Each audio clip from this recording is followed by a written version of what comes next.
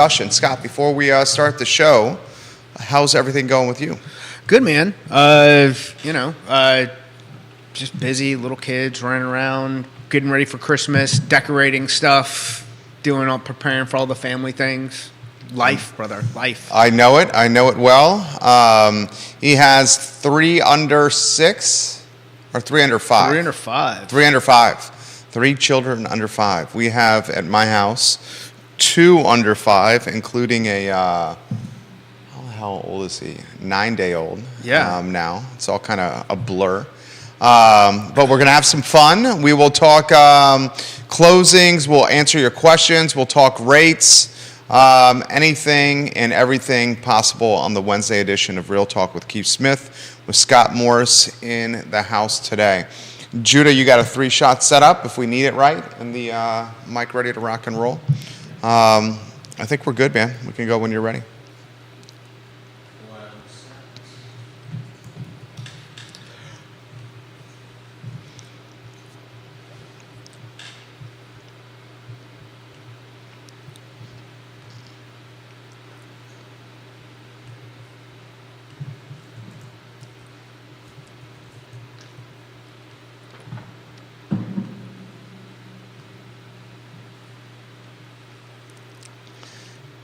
Good Wednesday morning, guys. My name is Jerry Miller, and welcome to Real Talk with Keith Smith. Thank you kindly for joining us. A rainy Wednesday morning in downtown Charlottesville, our audience, every social media channel known to mankind. Today's show is presented by Ross Mortgage and Scott Morris. Ross Mortgage and Scott Morris have been helping people get to the closing table, through the finish line, and into vacation homes of their dreams, and refinancing said properties many times over. Scott Morris and Ross Mortgage. Judah Whitcower is our director. Keith Smith and Jonas Smith are enjoying a little R&R as they put together their 2023 business models. I believe Keith will be back next week. Judah, is that what memory serves from your calendar? I could check the email. Yeah, let us know. That's Judah Whitcower, our director. We can go to the studio camera and welcome Scott Morris to the show. My friend, good morning. Good morning. How's it going? Pretty good, dude. Pretty good. It's nice to see you. Thank you. Good to be here. Out doing all the year-end stuff, preparing for 2023, that sort of thing. Did I see a massive turkey at the Ross Mortgage Thanksgiving party? Yeah. We deep fried. I deep fried one at the office, and then did a ham for the fam the next day, and just doing all the food stuff, man. That's my jam. Your team members seem quite happy in those Facebook photos. Yeah, well, they generally are a happy group of human beings. I've noticed that. Yeah, so that's the goal. Like, keep the people happy. I'll give some props to team member John Snow, who I believe was at ACAC Route 29, getting after it in the workout room. Yeah, John does get after it. John, so if you're watching, we're giving you some props here. All right, why don't we start with the first one here, J-Dubs. The show is yours. Where would you like to begin? Where would I like to begin? So just in preparing for 2023, I've been doing just a lot of just kind of local research as far as what we're seeing as far as types of loans closed, and I see a ton of conventional product being used, which tells me a couple things. One, if you're a realtor out there and your clients aren't being offered multiple options, are you closing as many deals as you possibly could? Are the people that you're working with exploring every option to get everything done? Are there veterans out there who aren't being educated enough in what their true VA benefits are because they think that a conventional loan is more likely to be accepted? If that's the case, it has to be by the numbers alone that people aren't exploring all their options. Give me a call. Let's see what could be missing there potentially in order to, for you to close more deals, and 2, to give your clients the best level of support that they need. What are the options out there besides conventional? I mean, we live in an area where there's a lot of USDA, which is Rural Development Loan, which is zero down for someone who's not a veteran. Then VA loans. Someone who's actually who's taken the time out of their life to commit themselves to the country in order to be provided the opportunity to have a zero down product, to where when we're in this market of using 2-1 buy downs and getting seller concessions, with a VA loan, the amount of concessions aren't unlimited, but they're close to it. You can do things that you could never do in a regular product, from having the seller pay off existing debt that the veteran has, and an FHA loan where you could get 6% to use to pay the closing cost and for the buy down, so that they could go in at a lower rate to help them qualify, and knowing that if there's someone who's going to have it together, they're going to be able to refinance that loan down the road. Fantastic. That's a good one right there, Judah Wickower. Judah Wickower, our director here. How do you characterize the housing ecosystem right now? Prime properties getting multiple offers, things that have deferred maintenance or could be overpriced or just aren't what, or are a little out of the way, are starting to, they're getting some days on market. And we've been talking about that for months now, but now you're really you're starting to see 90 days. You're starting to see things really accrue as far as that goes. Choice properties that are priced right are on and off. And other things, depending on where they are and price, are starting to sit a little bit. This market heading into 2023, I think everyone's understanding that there's going to be a little bit of quiet period through the holidays. When does it pick up back again? Are we back into the seasonality of real estate? Traditionally, the week after the holidays is literally where people who have they may have been looking over the holiday season. They're on their phones. They're reaching out to agents. They're starting to get the ball moving and taking action on what they might need to do going into the new year. We have some questions coming in, which we'll get to here in a matter of moments, including the rates question, which Scott gets quite often. Before we get to the rates question, we've had some questions on the various loan products that are not tied to veterans that you referenced at the beginning of the show. If you could help explain them to viewers and listeners. So USDA is the most conservative of all the loan products. There's no low credit limit, but in order to get an actual approval, typically a client needs to be 640 or better, maybe have some savings that they're not going to use. Their housing expense alone can't exceed 28% of their total income. So if they make $3,300 a month, then they're going to they need to keep a mortgage of a little less than $1,100 a month. Now, it's a tough price point to hit, especially with where rates are, and each county has individual limits. So that's something that if it's that you're interested in, reach out to me or your agent, and let's kind of put together a plan on how that might work. An FHA loan requires a 3.5% down payment. That's your minimum mandatory amount that they're going to put down. But again, it's a product that allows for 6% in seller concessions. So that could pay for your closing cost and a 2-1 buy down to lower the interest rate for the first 2 years. There you go. That's good right there. That's a fantastic one, succinct. For a second one, Judah Wickower. What's the agents you deal with? Because, I mean, one of the things about partnering with you is you help market the properties. Your Ross Mortgage does, you, Scott Mortgage do. How have the agents responded in conversations with them? Because you have a lot of face time with them. Yeah, absolutely. I mean, anybody who's got, that's one of the things we start reaching out on Thursdays for. Do you have anything new coming on? Is there something existing that you want us to help continue to push?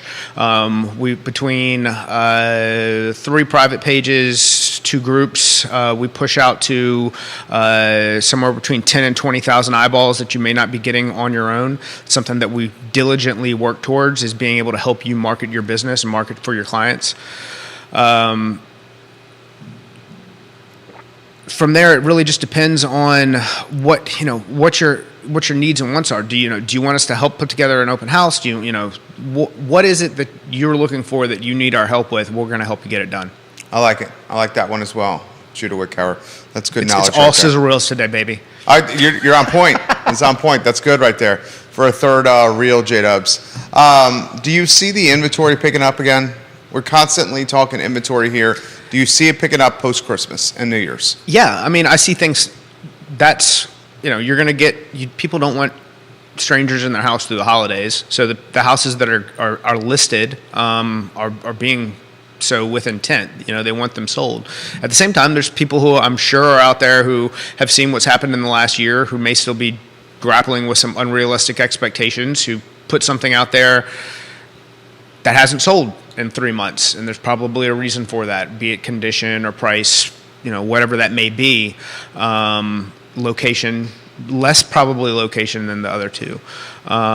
Because if it's priced right, there's someone out there who we have plenty of people who want to get into the right property, but at the same time, with what rates have increased to, have kind of shifted people's price points a little bit. Ian Thomas leaves this comment. He goes, on the last show, Scott Morris was talking about the next Fed meeting on the 13th and 14th. Does Scott Morris have a take on what the Fed and Powell are going to do on the 13th and 14th when it comes to rates? I'm with the 50 BIP bandwagon. I think that's where they are. I think that's kind of what everyone is expecting at this point. More interested in seeing what the jobs reports continue to look like and what CPI looks like. Those are the two most important things. CPI is backwards looking data based on the increases that they've already had. And again, the Fed moves with a sledgehammer, not a scalpel. So at some point, we're starting to see some shift, I think, in the data. But we're not there yet. And I don't think a soft landing is on the horizon. I think we're going to go through, some months next year. I think the market's starting to price that in. But I mean, from investors on the mortgage-backed security side to big institutional money, everybody's just like, everybody wants good news to happen. So as soon as, we go through days and days of some positive pricing, and then you get a negative jobs report, meaning one where people didn't lose jobs. While employment's still high, it's hard, and wage inflation is continuing to increase, it's hard to see actual inflation being tamed. So when that happens, then the market negatively reacts and will give up a week's worth of gains in 24 hours. We had a question on Monday that we saved for you in regards to the jumbo market, and if you're seeing softening at that level of purchasing. Well, what kind of helped that out a little bit is the increase in conforming loan limits. I've certainly seen fewer applications at that price point, but there's, I think what's weird though, depending on the area, so Northern Virginia has still been pretty active, some areas of Richmond and here, but when you go from like just tiptoeing into jumbo, that's where things have slowed down. But when you see like these, multi-million-dollar properties, some of those are still changing hands. So there's people who are with money who are out there making transactions happen. They aren't necessarily borrowing that money to do it. Those are cash transactions, right? Yeah. Is that what you're seeing? Yeah. So the follow-up question this person asked on the jumbo threshold, and she said that she noticed the same. What would it take to get that portion or segment of the market back active and with momentum? Lower rates. What makes everything smoother? Cheaper money. Angela Moberly, hey, watching the program right now in Culpeper. Inspired Homes, one of Culpeper's finest. Absolutely. Interested to hear about your new construction loan packages, Scott. She's asking that question. Call me. So 10% down is going to be the minimum down payment amount. 680 credit. We can dive deeper into that in a phone call, but that's the main thing to know as far as when you're shopping it to a client. With a couple of home builders watching the program now, give us some insight on new construction with what's going on with your business and the conversations you're hearing. So again, so, we're in a time of year where there's a little bit of slowdown there. When I talk to some builder friends, labor is the biggest problem that they're going through at the moment. Like, Is that the everyone issue else. you guys have, Angela? Let's know about labor here. Go ahead, Scott. That and finding lots, like for the small, like for the smaller builder, finding lots that are affordable for the client to go in, purchase, and build a home. That's been a bit of a sticking point for a couple clients and a few builders that I know. Which portion is still the most active of the market? Is Resales. Resales? Yeah. And is that the entry price points? And if so, why? Just affordability? Yeah, I mean there's typically more. That's where that's where there's the most of. Yeah, resales guys certainly have some momentum. The market expanding into territories is a topic that comes up often when Scott's on the show, and I think that's because Scott has such a large territory that he's covering with Ross Mortgage. Are you seeing the business expanding further away from Charlottesville, or is it still pretty populated with the urban ring and tighter? I think it depends on. I think we're getting back into, well, we've talked about it throughout the entire pandemic and this and everything, the drive to you qualify kind of situation, and there's certainly still a lot of that going on. Inventories, there's still not a lot of it, so where can people find that they can afford, and they're gonna, each individual and family is gonna make those decisions based on what's going to put them in the best place. What can they do that's going to make them the most likely to succeed? Good questions come in from Jonathan Waltz on LinkedIn. Is the attached product moving at all, Scott, from a financing standpoint that you're seeing? Good question. Like townhomes? Condos, townhomes. Yeah, absolutely. Duplexes. There's Richmond, Virginia Beach, there's a lot of condos being built. Locally around here, you seen any of that?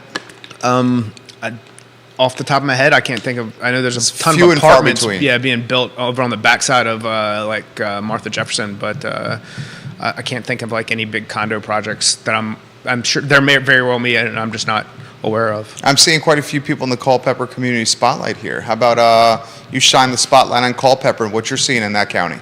Well, we've got some growth. We've got two large, active developments that are going up, several hundred units apiece in attached and single family, detached. It's been active from even like larger parcel resales to Inspired Homes. What they're doing, they've put together over the course of the year some fantastic properties in several different areas. And from what I understand, everybody has a pretty good outlook on 2023, at least from new construction and resale for what that's generating in the area. What's your 2023 outlook? I love forecasting wildly into the night. I think we're going to see a first quarter that kind of struggles to take off, but more active than we've seen in the last 30 to 60 days. And then the second half of the year, as we I think we are going to see, I continue to believe, some softening in rates that's going to help get things going from probably mid-second quarter on. And how low, potentially? Potentially? Who knows? I say mid-fives by August. Wow. Mid-fives by August. Mid-fives by August. I like that. I like that right there. Angela Moberly says, labor, yes, we have a great corporation team or a great core team. Land is definitely a huge issue for us. We're more of a boutique builder versus production and exclusive custom. So they're doing new builds that are custom to people with plans that are coming to them, or they're helping work the plans for them. It seems like they're in very good position right now in Culpeper. Throw that to you. They are, and they put together a fantastic product. Something that's unique potentially to Culpeper, right? Yeah. Well, I think anytime you've got somebody who can hit an attainable price point, who puts together, and what Angela does as far as the design and decoration side of it, it's pretty phenomenal. I love it. Keep the questions coming in. We'll get to as many of them as possible. Scott, this question: after the Fed does the rate hikes in December, is your anticipation that they will stay steady with lower hikes going to the first quarter, or could we see them eventually stop altogether? And Angela also says, thank you quite a bit, Scott. You are welcome quite a bit. Yeah, they're going to stop eventually, but I think that they get into, I think we go to March, at least at the moment. There's no, they're not there yet. Larry Summers doesn't believe that we're there yet. He did a pretty good job of calling the inflation to begin with. But we will start seeing impacts to the economy at large at some point from a jobs perspective. The slowing is going to work, and when it works, it's going to look more like a cliff than this gradual decline. And as that happens, that will be the indicators that allow them to stop or pause the increases. And we're going to go some amount of time. Nothing happens as fast as everybody wants it to or thinks it does.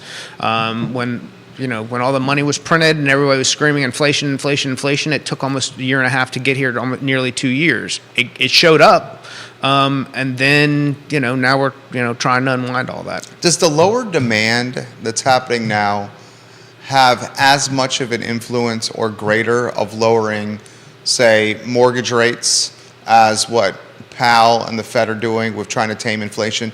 I mean, clearly buyer interest is slowed significantly, almost at a standstill in a lot of markets here. How does the lower demand counteract what Powell and the Fed are doing with taming inflation with your business? Well, they go hand in hand. One begets the other. Like what the Fed is doing is part of the reason that demand is slowed, and as demand slowed, that's what tells the Fed that, okay, maybe we've gone far enough. But at the same time, we live in a human business. People, we help provide people housing. It's one of the most critical things that exist throughout our lifetimes. So whether it be trying to get someone into a rental who can't qualify and is having trouble qualifying through credit or too many pets or whatever, when you've got agents out there juggling that, to us trying to put qualified people into homes, depending on what's available as far as inventory and where they live and how much they make.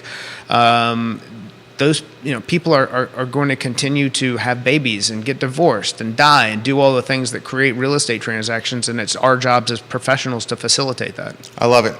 Keep the stuff coming in here. This is an interesting one. Has demand year over year for Scott in your business, what's it like perspective-wise? Now, he does a fantastic job, guys, and he has a large footprint. So I would imagine he's performing at a very, very impressive clip considering these circumstances. But folks are asking year over year, almost like the car does with their report with sales.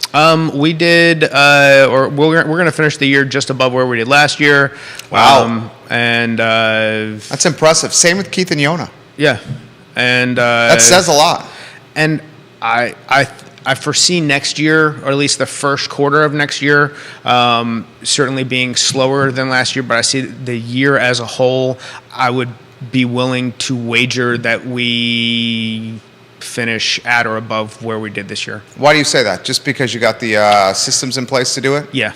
You foresee taking market share from others? Yes. That's what you're saying? What I think, because that's how you would have to do it. That's how we focus our business. I mean, yeah. we do a very good job at what we do, and that both for the client, and the client being the borrower, and for the realtors who we work with. We want to create an environment where we were talking about somebody who does some renovations and flips prior to the show, and things don't always go well, and it's how that's handled is whether people want to continue to work with you or not in the future. We don't, all business is not, sunshine and butterflies. You're going to go through some things, and being able to overcome those obstacles and communicate with your partners and your borrowers and make sure everybody feels whole at the end is what it takes to really make this successful. Kevin Yancey on the road. We've dubbed him the mayor of Waynesboro. He owes you a bottle of brown juice. Yeah, I believe some Crown. Crown Royal. Kevin Yancey owes you. He says, and good morning, Kevin. We love when you watch and participate. He says, what's Scott's take on the recent report that roughly 22% of folks who purchased during COVID are now upside down on their financing? It's regional. It's not here. And mostly not in portions of Virginia. But the Sun Belt, where you look at Blackstone and the huge conglomerate of where so much inventory was purchased by corporate investment product, that certainly drove those markets up, and now they're starting to feel some of the crash from that. So it's again, that's very regional. This particular market the appreciation has slowed, but it's still there. Mm-hmm. That's what you're seeing. Yeah, I mean, we're starting to see some plateau, but not was it like an Idaho where right outside of in like Salt Lake City and like all those areas where they had like 400% increases, like some just insane amount like stuff. Those areas are seeing dramatic reduction in value because it wasn't real. I mean, here, I still think while it was too much, it wasn't completely insane. Jeremy Riddick watching the program. He asked this question on LinkedIn. Does Scott expect price appreciation in 2023 for the car footprint? I think there's people who have forecast that already around 3% for 2023. I would have to stick with what they're saying. I think that if I'm right and rates do start to fall just a little bit, if we fall below 6% into next year, then activity, everybody, will dramatically increase through as that's happening through the spring market, going into the fall market, and you're going to see the number of people who qualify, need to buy, are going to outnumber the amount of properties, and in turn, the prices are going to go up. That's just how it's going to. That's how it works. Peggy asked the question about approvals coming across your desk, which is a leading indicator. How are they looking at Ross Mortgage? So a couple weeks ago, we went through the kind of like just very like people who I guess got to the end of the year and like, hey, we want to be real estate investors, and nobody really serious. Now we're starting to see some serious. Hey, I'm moving. This is happening. I'm changing jobs. We're starting to see some very active, qualified buyers who are looking to make decisions. You're seeing investors pick up? I'm seeing people who decide that they want to explore that opportunity. And again, it's like anything else, ebbs and flows. I think, it could have just been a number of one-offs, but a large chunk of people who all of a sudden said, hey, maybe they're getting into the year, they're watching TikTok videos, I don't know. And the idea of real estate investing has, can we do this? I love the influence of TikTok with getting people to spend hundreds of thousands of dollars and lock in years, if not decades, of their life. The Chinese government at its finest right there. Jeff Newton watching the program, and Jeff Newton asked the question. Jerry asked Scott, the first-time home buyer, your question where you asked your guests if it's more difficult now versus peak COVID to buy a house. So thank you for reminding me. I'll ask you that question. More difficult now for the first-time home buyer now or peak COVID? Peak COVID. Tell us why. Competition. Now they've got options. Limited inventory, higher rates. Limited inventory, higher rates. Peak COVID was a lot more inventory, but obscene, ridiculous, crazy competition. Yeah, and low rates. Yeah, and having to waive appraisals and do just all these things, inspections, things that you should never be forced to do in order to get into a home when it's one of the largest investment you'll make in your entire life. Whereas now, if we can get you in with some concessions from the seller, find the right property, do all the things, you can be much better, set for success in the long term. With a few small obstacles versus competing against 18 other purchasers and cash and giving up all these things to get into a house. What's a good credit, nice down payment, 30-year fixed rate looking like these days? Today, mid sixes. 6.5 to 7 in that range? Still cheap money, guys. Still cheap money. And how about the refinance business? Do you expect an uptick sometime, maybe Q3 of next year when the rates start dropping? Yeah, absolutely. And we'll continue to see, as things stabilize, as we have seen, people who maybe have stayed on top of things but got into, some credit card stuff and want to go in and clean that up. You'll see some cash out stuff while the equities, especially in the area that we're in now, still on the table. There'll be people who go in and get that money for specific needs. This question on refinancing has come in. Can Scott speak in detail the various kinds of refinancing products? You could do a renovation loan and refinance your house to get cash out for that. You could there's multiple different options there.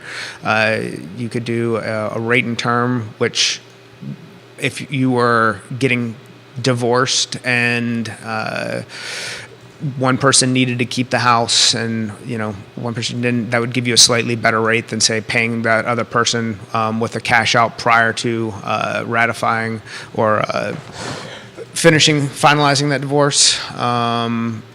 If you needed to get some money out to pay some bills, you can do that through a government-backed FHA product, a conventional loan, a VA loan, depending on what you qualify for. There's multiple different options for each scenario. Did you see the report on NBC 29 about rents dropping? Rents in the area dropping 2%. I did not. That's interesting. Over the last 30 days. Curious of what your take on that. How rents dropping could or could not be impacted by price point stabilization on resales? 2% in 30 days, a trend does not make. Yeah, I agree with that. Year over year, we saw a 2% drop, and year over year. Year over year, yeah. So I should have clarified that. It was November, 30-day period this past November versus November of 2021. Rents have gone down 2%. Now, the point that Judah wants me to make here is from March 2020 until now, those same rents have upticked basically 15%. All right, that's Yeah. okay. That seems like a much more honest statement. Yeah. That's So we can manipulate statistics any way we want. 15% in 2 years, 2% year over year. Yeah. So rents are still up Expensive. greater than yeah. Why do you think the rents didn't drop and not continue to escalate when inventory is so tight on the resale market? Well, look at all the apartment buildings that have gone up in the last 24 months. Look at the number of rental units has increased exponentially between Hollymead, what's going on behind Pantops. So there's more rental units in the footprint, and there's been more investment purchases for people who are renting to people. I think that certainly plays a part of it. Yeah, we'd like to see it stabilize. We also realize the value of getting people in homes where they can fix their overhead. I just found it curious. I think it's definitely what you said. There's more rental options out there now, and a lot of entrepreneurs and small builders and developers wanted to try to capture as much of that rental increase as possible. So they started springing up. But over the course of 2 years, a 15% uptick. We'll weave you in on this, Judah. You have some takes on the rental market and how expensive it is that you mentioned on the show a couple days ago. Would love if you passed on to Scott the take you had. I want to hear it, baby. Yeah, his is pretty good here. Curious of the 2%, 15% uptick and what you passed on the I Love CVille show about that. Well, it's a matter of how much people can afford. I'm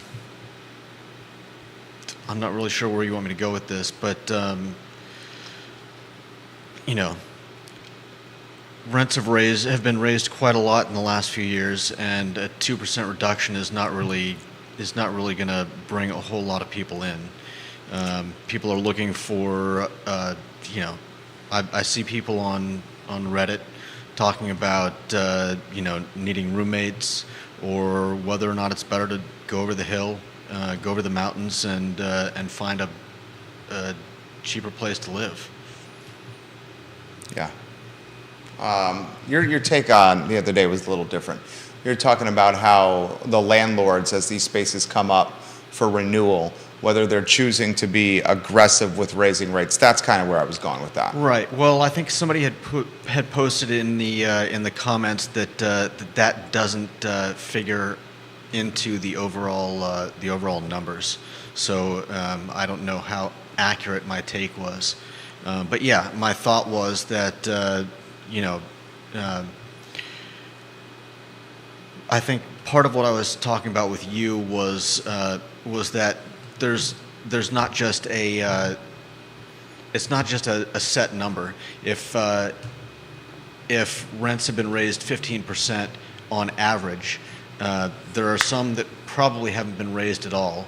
I had a landlord for a while before I bought my house, who I think only raised my rent 2 or 3 times in 10 or 11 years. I know people who've got multiple properties to where if they've had a good tenant in the property, they have no incentive to raise that rent to push them out potentially, where they keep it nicer than they've had the property kept in years and years. They want, bro, keep paying what you're paying.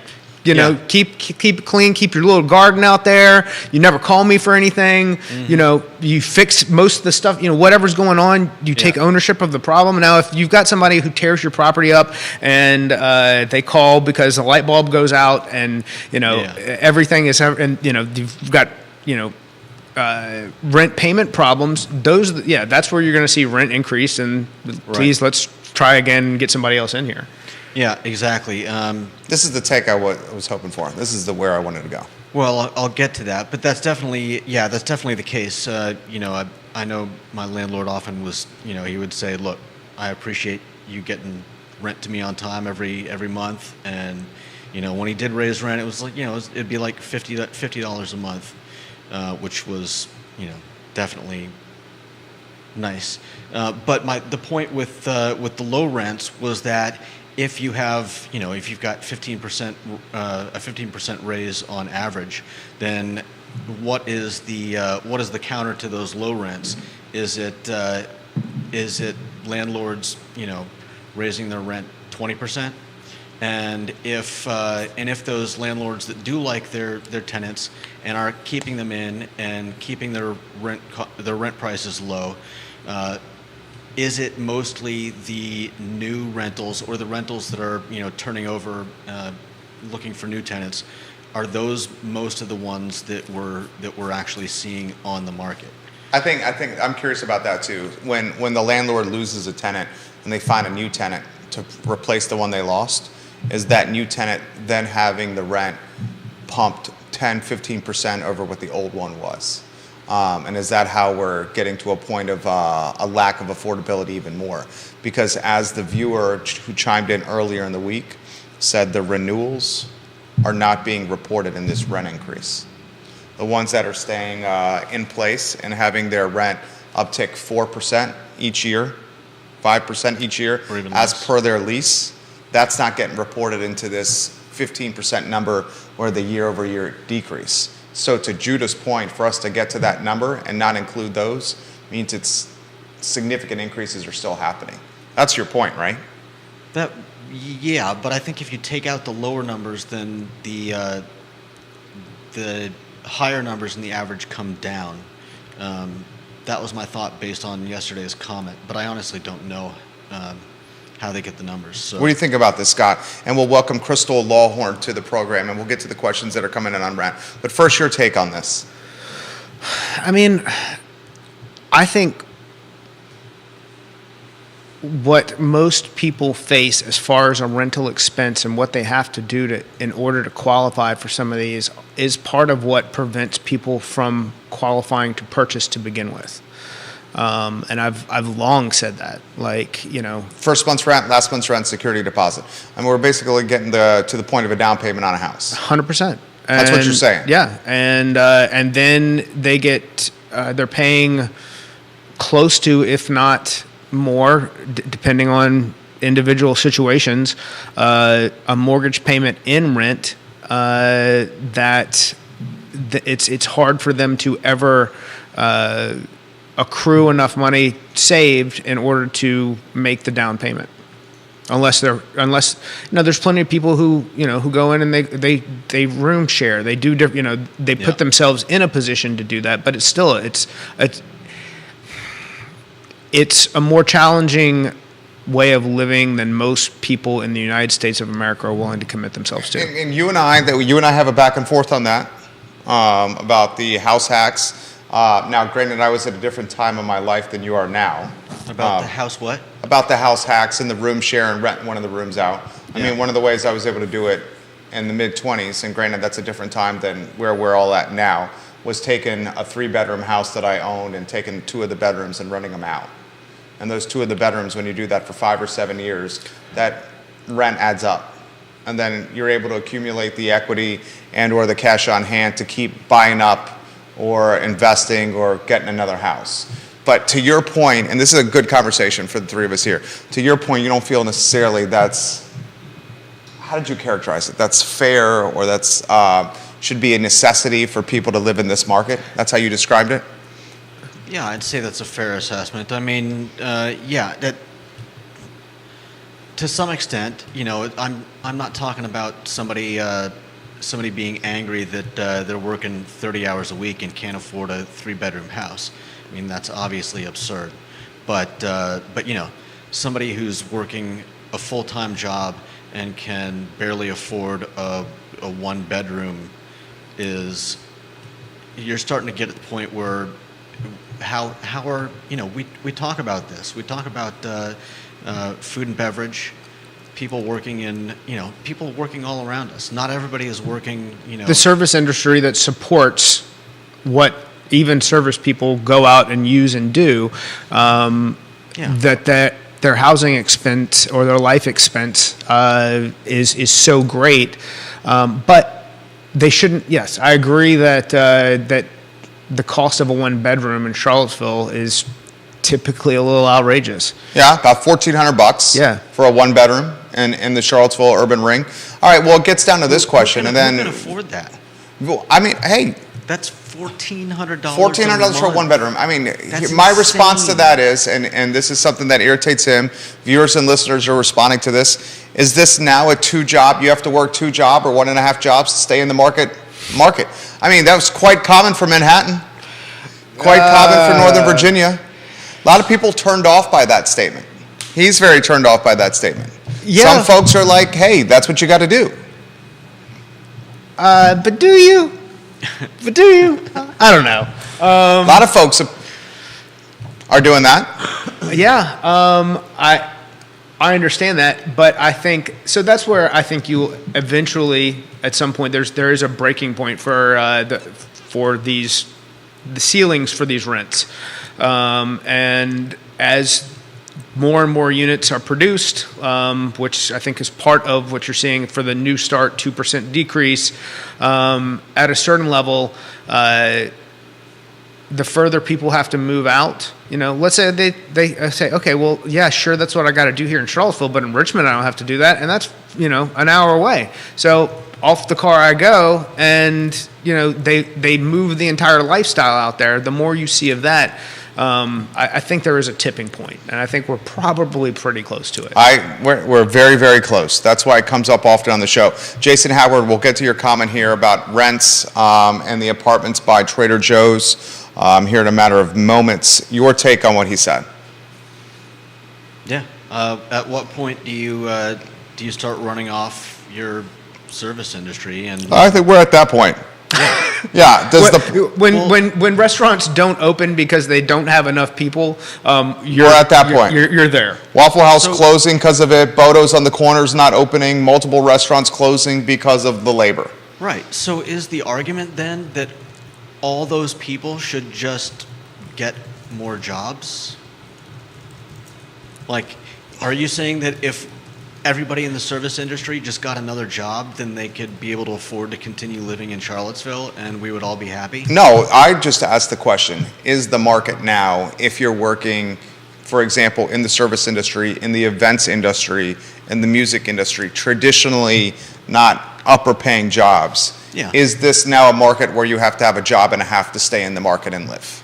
Right. And I would say from the data suggests that's the case. Right. The data suggests that's what's happening. Jason Howard just shared this to Scott's point and to your point. There are apartments by Trader Joe's. This is the Stonefield Apartments that are $1,800 a month for a 719 square foot one bedroom. That whole area to me is just like a hot mess. Like they can't keep retail in the Stonefield Shopping Center, and and assuming that there's somebody who thinks it's a cool, like, is that a cool, like, am I not cool enough to think that's cool? Like, I wouldn't want to live there. I'd rather live downtown or Midtown. 100%. When we were that age, Yeah. and we want to go to obviously the appeal is walking to and from bars and nightlife. Okay. And amenities. Yeah. Stonefield has some of that. The ones I would probably want to be around would be downtown. Not a whole lot of bars. What's that? Not a whole lot of bars. Especially with the implosion of, who. 1,800 people are paying it. 1,800 a month for a one bedroom. Yeah, I'm just saying that I can't. I'm assuming that's filled with people from Injic, DIA, maybe Northrop, since they're right there. You could essentially walk to work. Someone who's accepting that place of living and that area looks cool to them because they came from Northern Virginia, or they've just never, and they've got no introduction into Charlottesville whatsoever, I guess. And I'm not, if you're out there and you live there and you're like, it is cool, I'm like, all right, cool, high five, bro. But that's just not how I would like, if I were a single person living in this area, where I would picture myself being. $1,800 for a one bedroom is astronomical. Yeah. Especially if that's less than 800 square feet, one bedroom. Now, to their point, they're new construction and in walking distance within a lot of cool things to do potentially, and that's why they're running them at that price point. Is it now, and viewers and listeners will ask you that question, for certain segments of the workforce, is this now a job and a half community? And if you're working a job and a half community, how do you get ahead in that scenario? And then the response to that would be, as people are putting on the feed, you just do what you got to do to get it done. And your point to that is you don't buy that. He doesn't buy that argument. Do what you got to do to get it done. At some point, yes. Like I said, if you're working 30 or 40 hours a week and expecting to get a 3 or 4 bedroom house, it's just, yes, you're going to need to get another job, but at some point, if you can't afford a one, and I'm not talking about $1,800 a month one bedroom, I'm talking about Turtle Creek one bedroom. Yeah, if you can't afford the basic, living expenses, then. But this goes back to from just a labor perspective. We're talking about the answer can't just be go get another job you can't get service industry businesses to keep enough labor on staff in order to actually open. To the point of the Bodos and the IHOP and all of these places, that's just not a reasonable answer either. But then in turn, and here's the rub: if paying more is the solution, that is what creates wage inflation, which in turn is what allows landlords to increase rents. So it's it doesn't stop. Yeah. There's a reason that we see the things happen in the order that we see them happen. Or is the labor shortage situation, and then I didn't mean to cut you off, is the labor shortage situation a byproduct of having too much food and beverage business in the area? So because there's too much food and beverage business in the area, the labor stretched too thin we're over definitely- too many food and beverage businesses. Well, that goes back to something we were talking about prior to the show as well. What's that? The number of people who are saying, "Hey, maybe I'd like to sell this business." Yeah, so maybe this collapse that Powell wants, which is causing people to close businesses, will consolidate labor. And if labor is consolidated to certain businesses, then the short staffing of that labor doesn't happen. And then that labor is able to potentially command higher dollars to live in the area. Offhand, like what, because there used to be a number that floated around, like our per capita restaurant number. I've heard it's anywhere from 14 in the nation to 8 in the nation, the Charlottesville market restaurants per capita.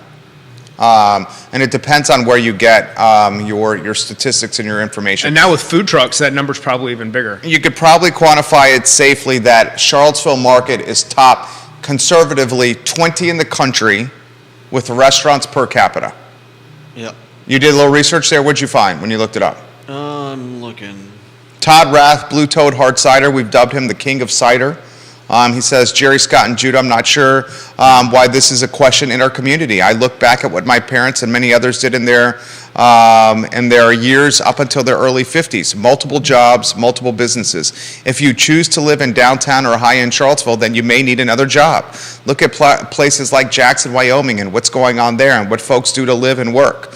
Market demands, the market will shake itself out eventually. And I understand his point. He goes, if you want to live here, Timeline's long enough, it's all transitory. if you want to live here, you got to work multiple jobs to do it.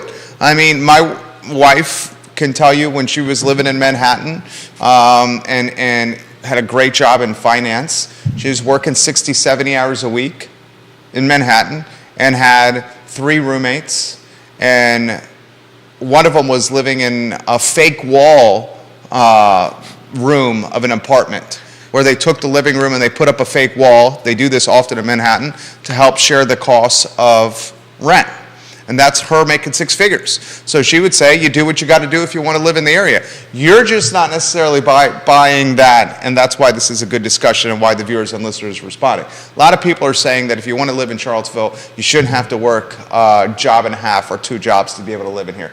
Times be a-changing, it appears, and because it's a coveted place to live, we're getting a lot of folks from outside the area that are driving up the cost of living. That's just what's happening here. Anyone want to add to that? You would. I see the wheels turning over there. You're much more empathetic than I am when it comes to this. Yeah, he's got a good point. I mean, yes, you're not going to, like I said, and I've been trying to make this point that, yeah, you can't expect to get a house. Or you can't expect to get a house for the price of a 1-bedroom apartment. At some point, you are going to have to work for what you want. But I'm really talking about the basics. Not renting a house 2 blocks off the downtown mall. But if there aren't places where people can afford to live, I don't care what you think about how hard people should be working, you're going to start having problems. People are talking about quality of life. The only thing you'll be doing is work and sleep and nothing else. Yeah. That's comment is coming on the feed. Some people don't mind that. Some people are just on 24/7, 18 hours a day, ready to work and go, and Thank you, Judah.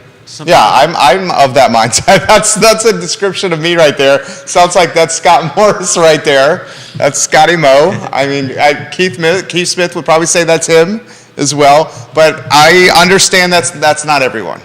Yeah, and I'm just going back to what you were saying. Some people. I like to have fun too. Most of that is work or Yeah. talking about work, but that sounds great. A lot of my fun is work as well. It just happens to be I very much enjoy what I do, but I get your point. I see what your point that you're saying here. This question's coming in from Spencer, who watches the show. He goes, this is undoubtedly a market if you want to get ahead, where you're going to have to work a job and a half or even 2 jobs. The folks that are working a job and a half or 2 jobs are the ones that are certainly going to be able to buy the houses and then utilize that equity to continue climbing. It just is what it is what he says.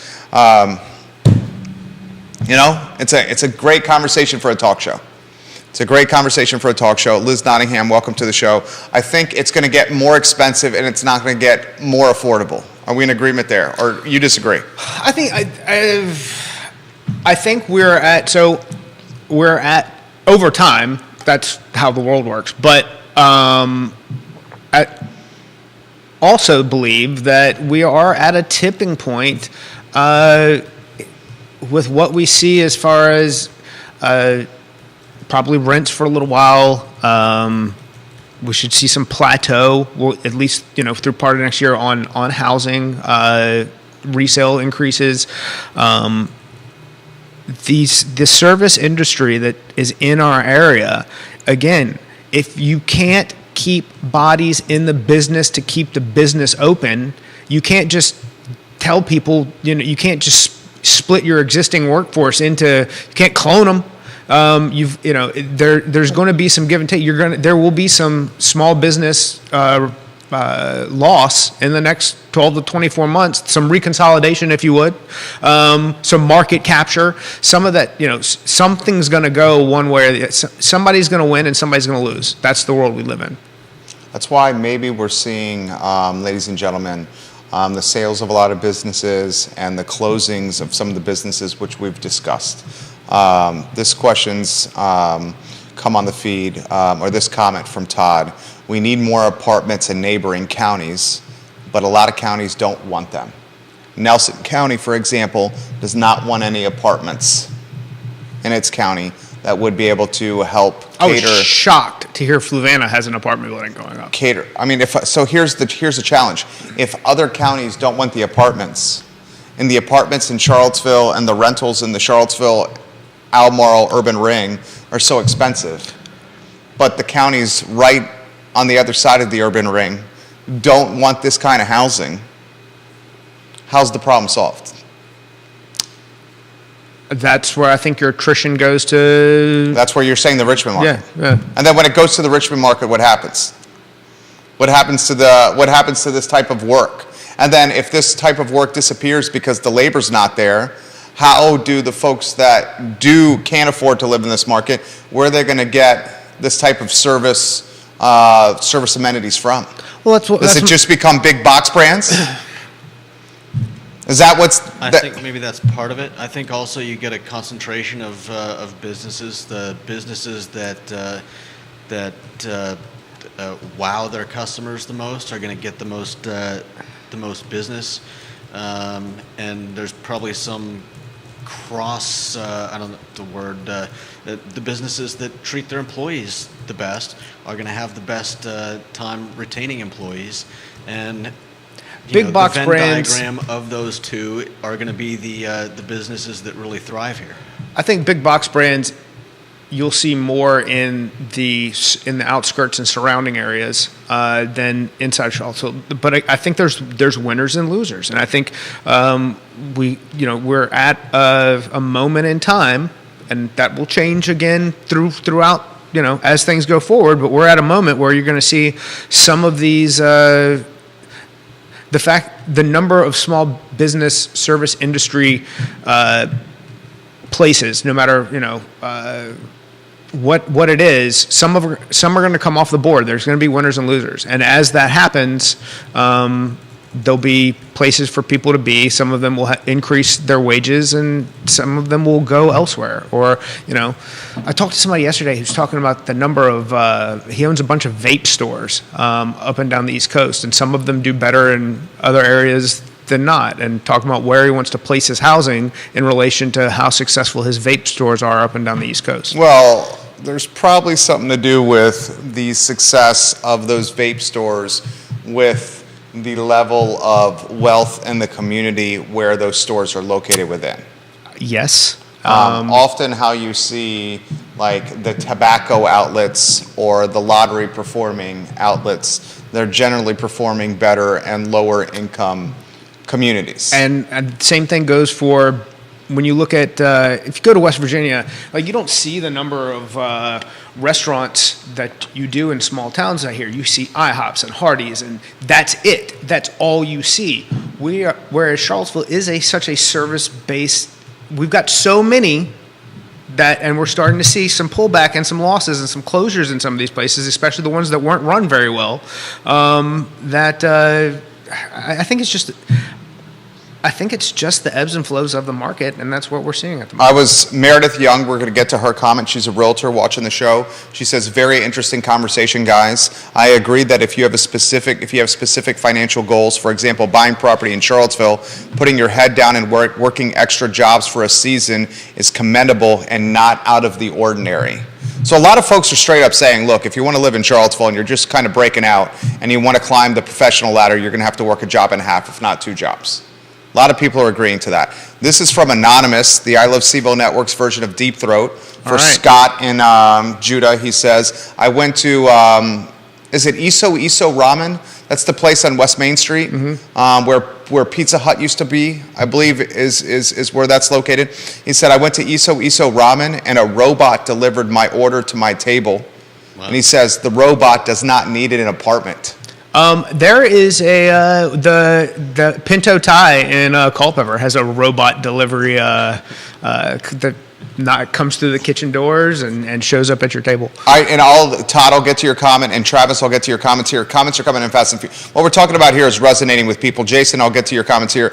Our oldest son loves the sausage biscuit from McDonald's, and one of the things we do on the weekends is I'll get him sausage biscuit meal with a hash brown and an orange juice for him. And the McDonald's on Pantops over there by Dardental Park, the line at the drive-thru was extremely long, and we had a place we needed to go.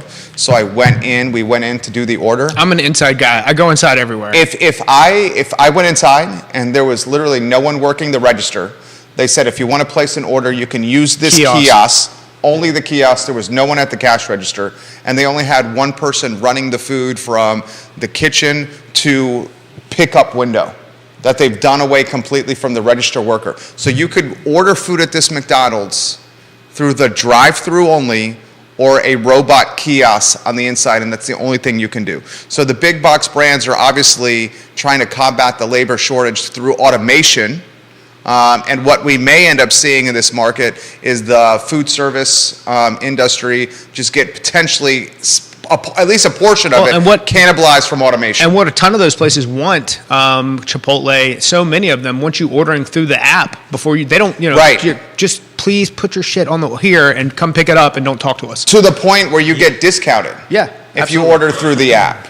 So that's another way they're trying to combat this. Jason Howard, I was parking cars last night for the UVA game with the Knights of Columbus over on Ivy Road by Truist and Moe's. I tried to go to Moe's for dinner just after 8 p.m. They were closed. The labor shortage is real. If you have to close at 8 on a game night, that certainly says something. Yeah. I know the owner of that business well, and he's looking to solve that problem. Jason. Travis is watching in Danville. He says, great point, Scott. Many large manufacturers looking to build new plants want housing options on site or nearby.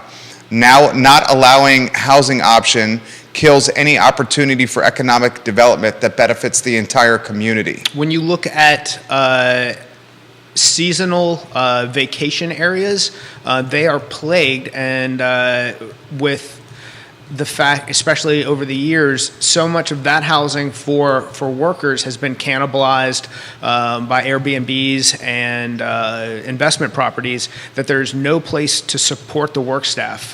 Hilton Head, North Carolina, Virginia Beach sees some of it, but there's enough city infrastructure there that they pick up a good deal. Hatteras Island, North Carolina, is really struggles, and the whatever that type of visa is where they traditionally would be able to bring in largely an Eastern European workforce seasonally, struggled through COVID to where they're trying to just get those turned around again to where they can channel people back into those areas, but they still have a difficult time providing them housing. What do you think about this, Judah? Yeah. This is resonating with the people here. See that every time we go to the Outer Banks, the local grocery store is staffed usually by Eastern European, immigrants. The Wings, all of those And, places. Yeah, and at the same time, I used to wash windows in Hilton Head, and man, I cannot imagine being working a restaurant or something there. And The Dollar General in Rodanthe used to pay something like $250 per diem and gas to get people to drive in from like Elizabeth City. wow. Wow. James McNamara is watching the program. Is that Jake's brother? That is Jake's brother. James, what up? Welcome to the program. Your bro did a hell of a job on the show. Okay, how about this question? This is a tough question. How about this, Jerry, for the panel from Kelsey? Is it a sign of economic health for a community that folks may have to work a job and a half or 2 jobs to live within the community? I mean, It's an interesting question right there. so I mean, when we talk about your police, fire, emergency services, teachers, largely having to live out of the area in order to, be able to afford. And these are, professionals, people who, some of which teachers go, 6 figures into debt in order to take on that position, and they can't live in the market that they work in. So it depends on what we're describing as healthy. I mean, does that mean that there's other sources of business that are providing large amounts of money? The university, the alphabets, the NGICs, the DIAs,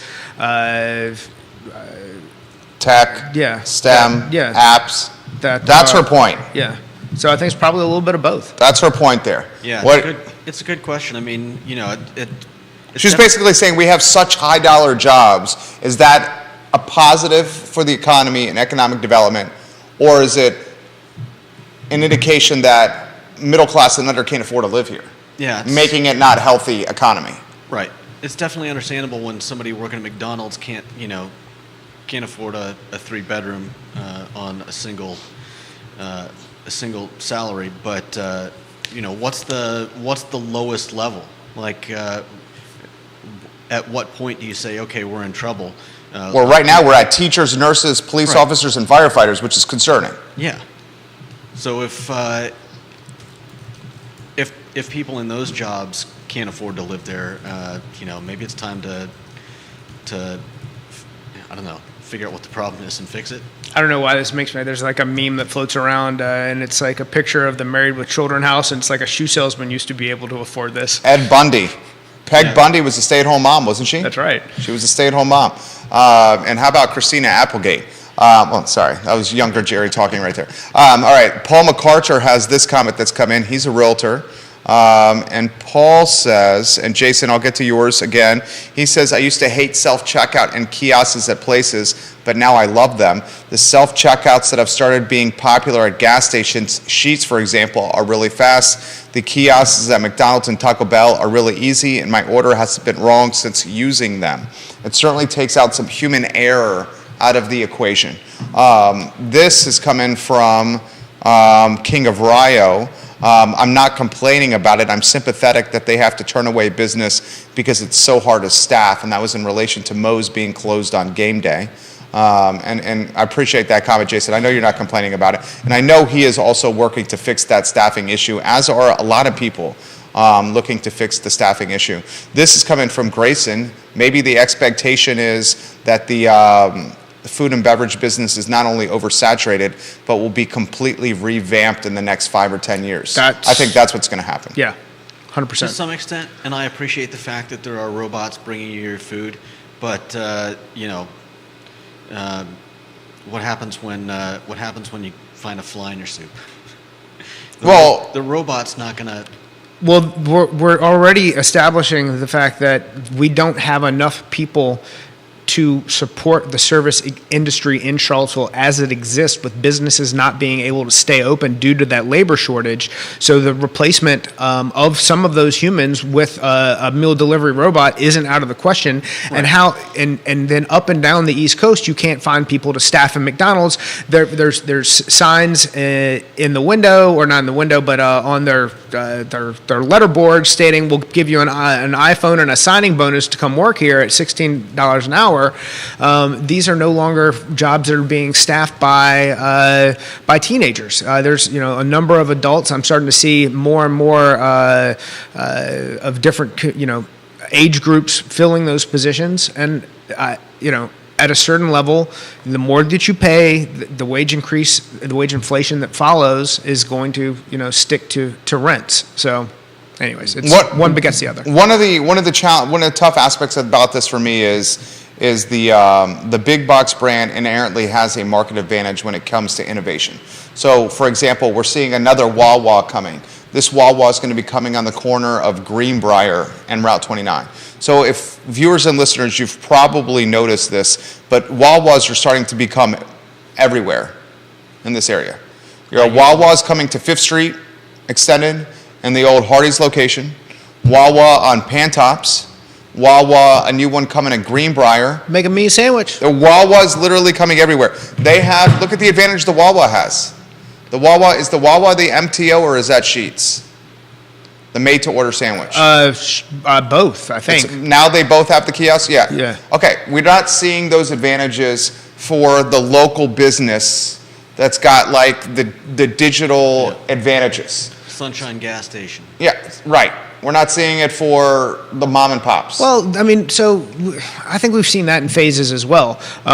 Charlottesville is a market where we might see, was it the markets? Tiger Fuel. Yeah, we may continue to see, we're in a place where you'll probably see your small independent, somebody who can put together that business model for a higher end boutique place out near Ivy or in different pockets that will continue to succeed. But that whole business model has been basically a version of this over time either way. And you and I both love the delicious and delectable French bread sandwiches from the markets of Tiger Fuel. I do, okay? yeah. We will say that the markets and the Sutton family are while a locally owned business, they have vertical integration and tremendous economy of scale here for, say, a 1-unit or 2-unit mom and pop owner who's doing like good fried chicken at like Brown's and Crozet, something like that. Yeah, that's the one that I'm worried about. And now I'm shocked that actually something hasn't gone and put a footprint out there and stepped on them. But Crozet or Brown's? Crozet. Crozet. You're talking about the gas station right there by Western Albemarle High School. Yeah. Isn't that Brown's? Yeah, Brown's is Avon Extended, okay. Right? Yeah, maybe. I don't know. Yeah, Brown's is the Mr. and Mrs. Brown were Avon Extended. Gotcha. And they sold their business to a new family that's running it. Comments are coming in fast. This is from Anonymous on a Twitter direct message. Police, fire, and teacher wages are set by policy and not market. We need to boost those wages if private sector wages rise sharply so they can compete. I agree with that. And he also says, Scott has a very interesting point about young people not filling jobs. I spent time out in a small city out west that is a university town. When the kids went home due to COVID suddenly, there was a huge labor shortage. It made me realize that student housing is actually a form of workforce housing in these university towns. I wonder if UVA students come from wealthier and wealthier backgrounds and fewer of them work part-time jobs. I think that's 100% true.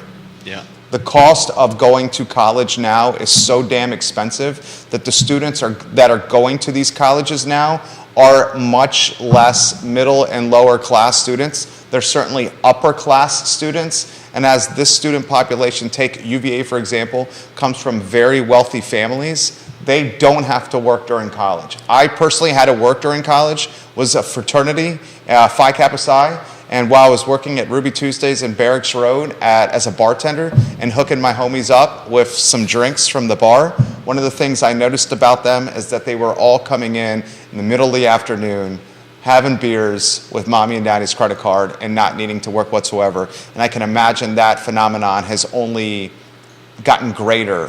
One of the things that I will say at least supports the area towards those who may want to get a degree from UVA is what PVCC does for their 2-year transition program, completing an associate's there, and then the ability to move into UVA or JMU pretty seamlessly at a much more affordable cost, because then they're getting 2 less years of that cost, and it doesn't matter where they spent the first 2, because the stamp on that, the image on that degree is all that's going to matter at the end of the day. Alex Erpy, Nicholas Erpy, and Michael Erpy are perfect examples of that. 2 years at Piedmont. They did extremely well at Piedmont, and they all transferred to the University of Virginia. And their degree, anyone asks, University of Virginia degree, the 2 years that they got. And I think Alex, McIntyre School of Commerce. So that's an example of what he's saying. Paul of Avenue Realty says, Jerry, Judah, and Scott, it's hard for high schoolers to work after school since high school gets out so late. In many places, high schoolers are a big chunk of the evening labor force. This is also a bad thing for some students and even families that would benefit from that extra income. So he's highlighting the difficulties of high schoolers. As we inch towards a year-round school year as well, it becomes more and more challenging. You see that happening? I mean, doesn't it happen, we get a little bit closer every year? Yeah, it's certainly Seems getting. to. It's certainly getting closer over here every year. This comment's come in. Oh, they're coming in fast now. The local mom and pop, we have thoughts of opening up a deli, but we just cannot figure out the business model without my husband and I working every single hour of the shift. Relying on labor right now seems to be a crippling aspect of opening any food and beverage Shockingly business. similar to another conversation we Jewish had deli? prior to the show. Yeah. A Jewish deli would crush it, but how are you gonna staff it? Right.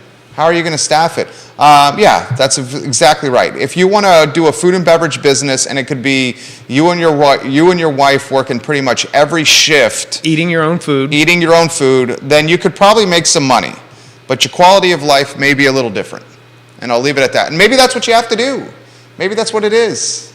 Maybe that's what it is. And on a certain level, I mean, there's a grind that you got to put in for a couple, what does the timeline look like, and how successful do you want your business to be? Right. And Kevin Yancey says, fellas, it's the Brownsville market in Crozet. Thank you. I know. Brownsville Market, the fried chicken spot. You were right.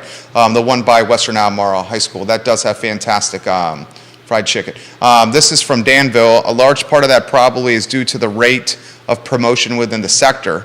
It widely varies, and in most cases in the U.S., your cheaper brands don't offer much in the way of moving up the ladder. So that's the point of the big box brands trying to be able to get labor, that they don't offer a lot of vertical potential.